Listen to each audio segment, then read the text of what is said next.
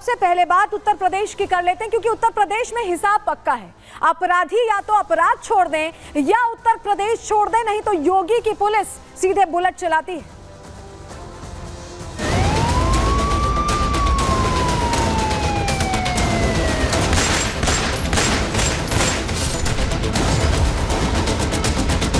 किसी डकैत को जो पुलिस मुठभेड़ में मारा जाता है तब ये चिल्लाने लगते हैं।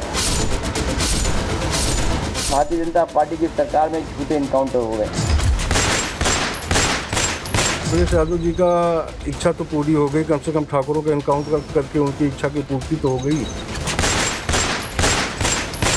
इनकाउंटर चाहे किसी का हो, चाहे ठाकुर का हो, पंडित को हो, पारसी को, यादव को, मुसलमान हो, इनकाउंटर गलत है। अखिलेश यादव जाति धर्म का चश्मा लगाकर अपराधियों को संरक्षण देते हैं। चलिए सबसे पहले 3 तस्वीरें आपको दिखा देते हैं जो आज की खबर समझने के लिए आपके लिए बहुत जरूरी हैं। 3 तस्वीरें आपके सामने रख रहे। देखिए, डकैती मामला जो था उस मामले में मुठभेड़ हुई है, आरोपी का एनकाउंटर हो गया, आरोपी अनुज सिंह को ढेर कर दिया गया है। आरोपी ने सुल्तानपुर डकैती कांड में संलिप्तता इसकी थी और ये मेन अपराधी था, 1 लाख का इनामी भी था, जिसे अब ढेर कर दिया गया है। एनकाउंटर हुआ है और इसको लेकर अब बहुत से ऐसे लोग हैं, बहुत से ऐसे सियासतदान हैं जिनकी बोलती बंद होने वाली है।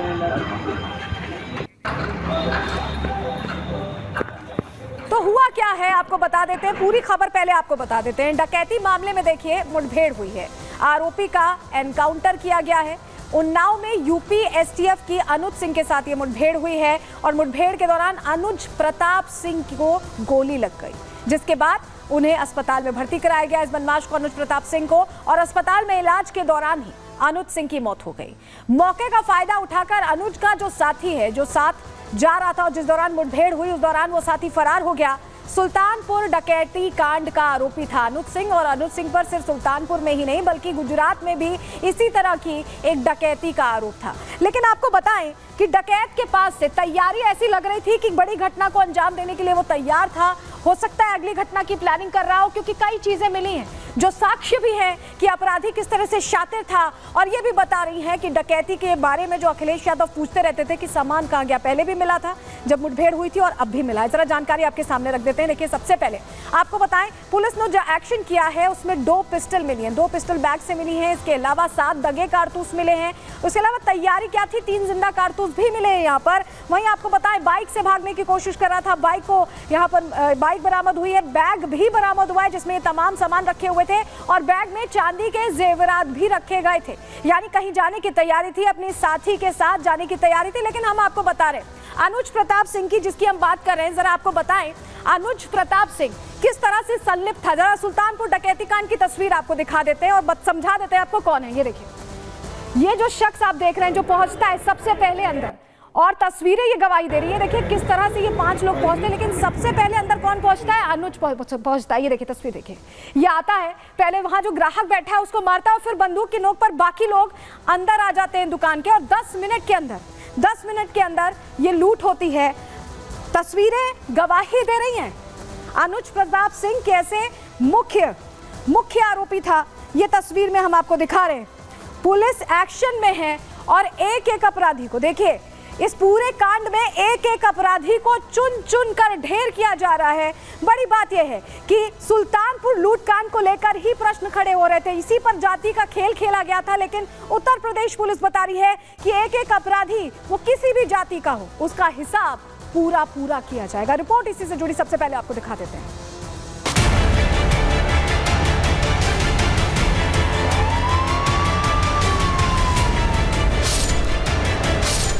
सुल्तानपुर लूटकांड में यूपी एसटीएफ का एक्शन, एनकाउंटर में मारा गया आरोपी अनुज प्रताप सिंह। पुलिस की कार्रवाई, बदमाशों की शामत आई।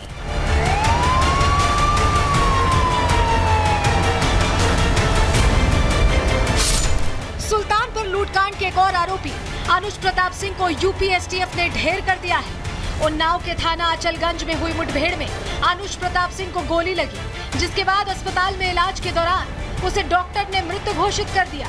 एसटीएफ लखनऊ की टीम के साथ थाना अचलगंज उन्नाव क्षेत्र में मुठभेड़ हुई, जिसमें एक बदमाश घायल हुआ और दूसरा मौके का फायदा उठाकर भागने में सफल हो गया। घायल बदमाश को प्राथमिक उपचार हेतु 108 एम्बुलेंस के माध्यम से सरकारी अस्पताल में भेजा गया, जहां से उसे प्राथमिक उपचार के बाद जिला अस्पताल उन्नाव भेजा गया। जिला अस्पताल में अभियुक्त को चिकित्सक द्वारा मृत घोषित कर दिया गया। जानकारी के मुताबिक मुठभेड़ के दौरान जब यूपी पुलिस ने बदमाश अनुज और उसके एक साथी को सरेंडर करने को कहा, तो आरोपी अनुज प्रताप सिंह ने पुलिस पर फायरिंग कर दी, जिसके बाद यूपी एसटीएफ की तरफ से भी जवाबी कार्रवाई हुई, जिसपे बदमाश अनुज प्रताप सिंह गोली लगने से घायल हो गया, जबकि अनुज का एक साथी पुलिस को चकमा देकर भाग निकला।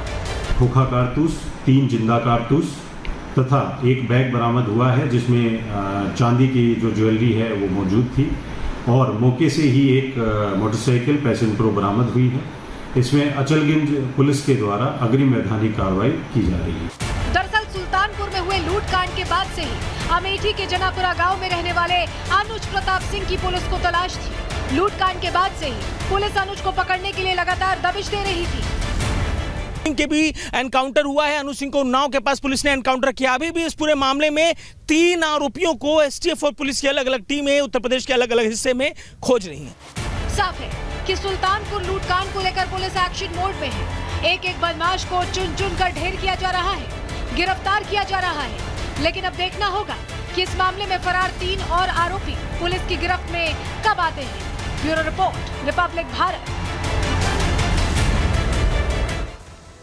तो अनुज का तो एनकाउंटर हो गया, लेकिन अनुज के अलावा कितने आरोपी इस घटनाक्रम में शामिल थे, पूरी डिटेल आपको हम दे देते हैं और कौन कौन गिरफ्तार हुआ। देखिए, आपको बताएं 9 लोग गिरफ्तार किए गए हैं। कुल 14 आरोपी थे इस डकैती कांड में, 9 लोग गिरफ्तार किए जा चुके हैं, 2 ढेर हो गए। मंगेश यादव की तस्वीर आप यहां पर देख रहे हैं, मंगेश यादव और साथ ही अनुज प्रताप सिंह को ढेर किया गया है।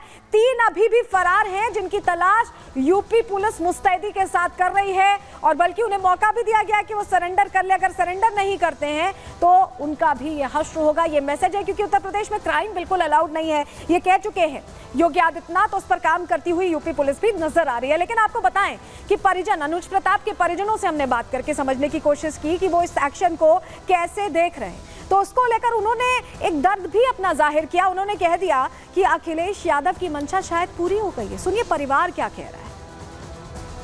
आज ये सुनने के बाद जैसे लग रहा है कि लोगों के जीन पर से एकदम सक गई हो।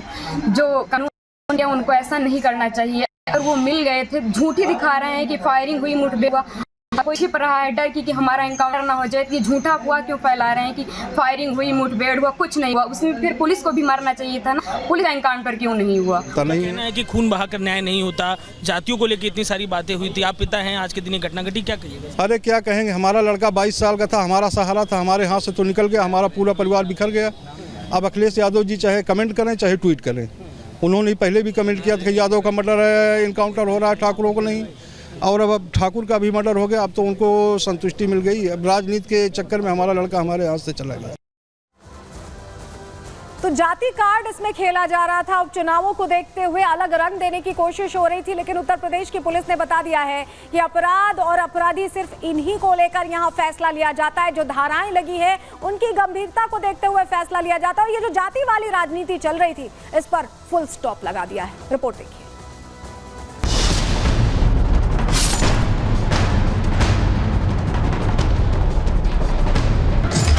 पहले एनकाउंटर को फर्जी बताया, भारतीय जनता पार्टी की सरकार में झूठे एनकाउंटर हो गए।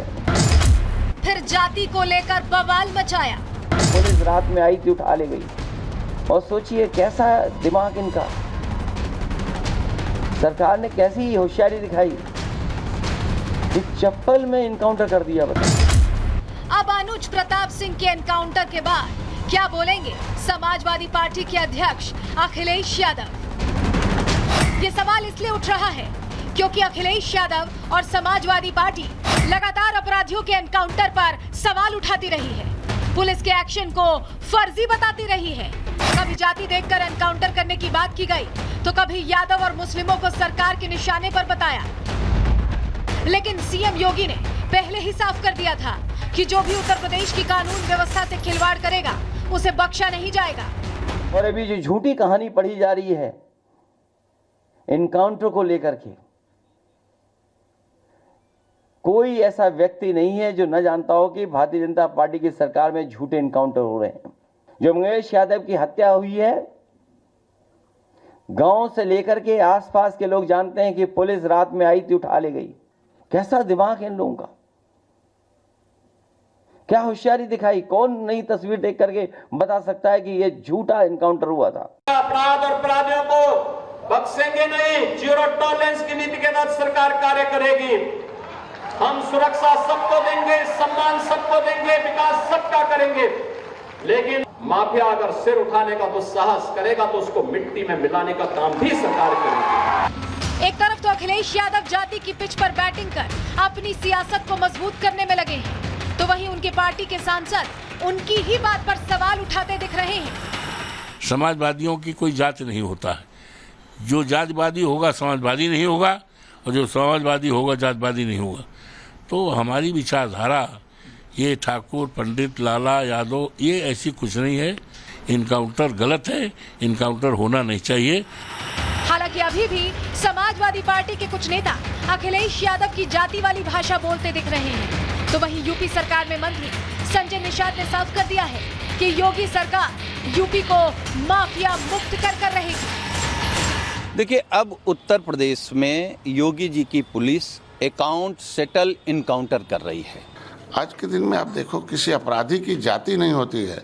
हाँ, अगर अपराधी की जाति बताकर उसे आप सुरक्षित करते हैं, इसका मतलब आपने अपराधियों को ही अपने यहाँ भर्ती कर रखा। अपराधियों के सहारे ही सत्ता प्राप्त करते थे।